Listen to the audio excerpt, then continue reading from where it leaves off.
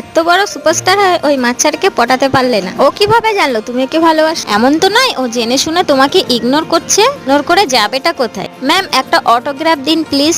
Please একটা ma'am autograph. ওটা কে? ভাই ভাই ওই দেখ কে আসছে। হাই, আমার কাগজটার সমাধান করে দেবেন? না ম্যাম, আমি এখন ব্যস্ত আছি, পরে আসবেন। ও ম্যাডাম, আপনাকে তো পাত্তাই দিল না, কেমন বোকা বানালো। আমাকে বোকা বানানো? প্রেমে তো ওকে ধরা দিতেই হবে, তার জন্য আমি ওর ফাঁদ পেতে। ইয়েস, এই নাও বোর্ড, এবার বলো প্ল্যানটা কি? এবার আমাদের মিশন সাকসেসফুল হবেই। আমি ওর সামনে এমন ভাবে নাটক করব বুঝতেই পারবে না। চলো যাওয়া যাক। এ মা, আমার হেডফোনটা তো ভেঙেই গেল। আমার বান্ধবীর হেডফোনটা ভেঙে গেছে।